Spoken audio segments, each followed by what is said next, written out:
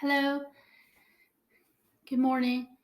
And today I want to share a little bit of thoughts on Christmas story.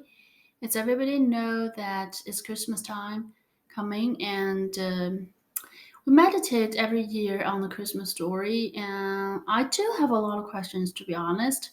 Although I heard a story, I don't know how many times, and read the stories on the Bible. But I still have some questions. And this morning, as I pray and meditated on the story, okay, just to review one things that I want to share.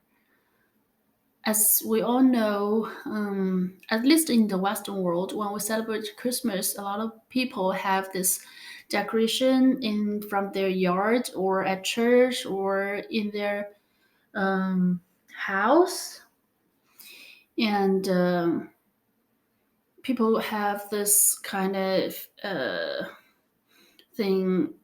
It's like a tent, but it made of wood, and they have a manger.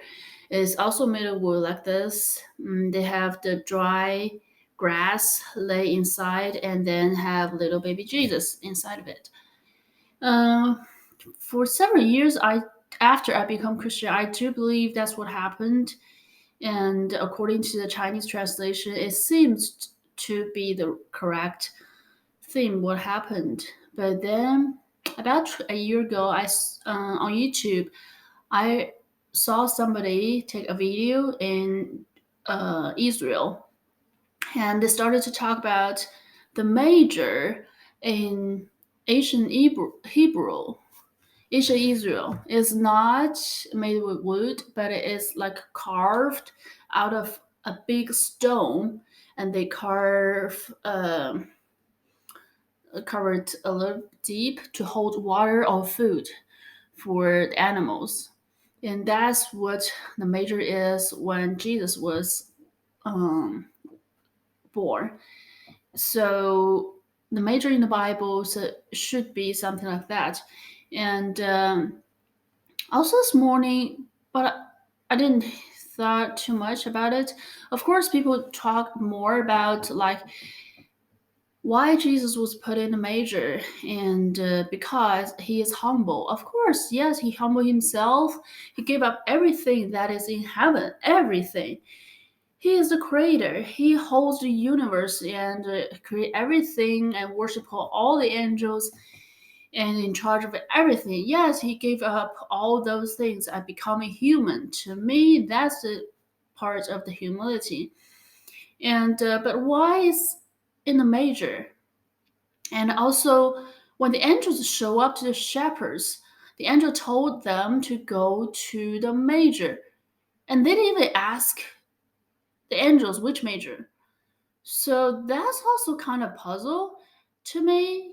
It seems like those shepherds that who are the lowest at that time in the society, but when the angels told them go to the manger of Bethlehem, and they know exactly which major the angel meant, and they go there and it meant Jesus. And also, what the angel said is it's a sign. So normally, when people say it's a sign, it's something that very special, very significant, even very rare and very impossible things. So why the angel called it a sign? And this morning when I pray, I started to all of a sudden I realized I think the Holy Spirit uh, give the understanding to me. I need divine help to understand it. So the major is for the food of the animals.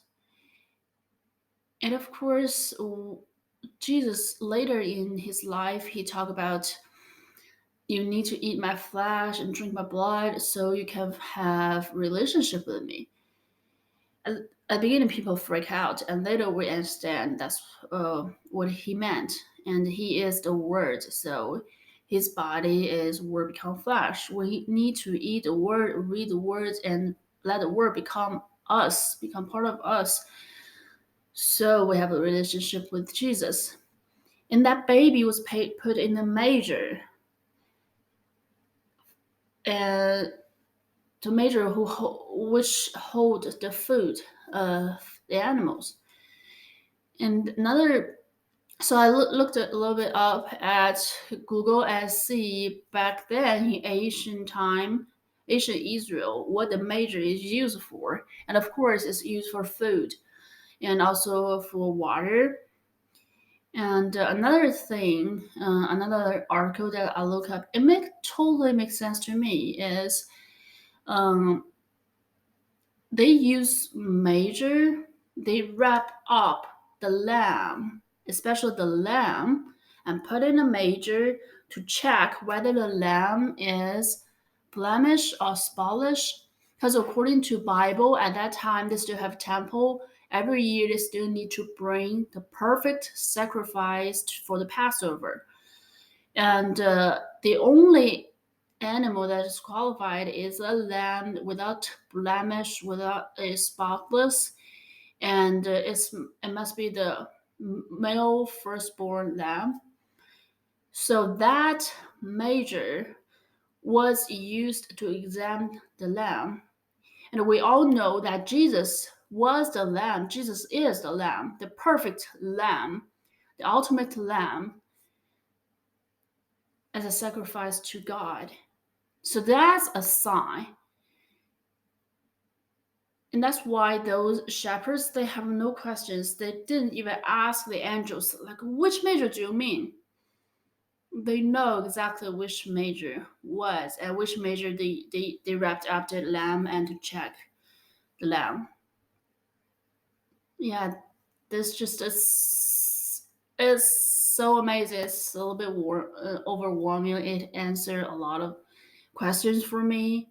And I hope this will make sense to you and also maybe help you to better understand the Christmas story, better understand the significance of Jesus born and why Jesus need to be born and need to be born at that place and wrapped up, put in that exact measure. I'm excited about this, so I want to share with you. And God bless you.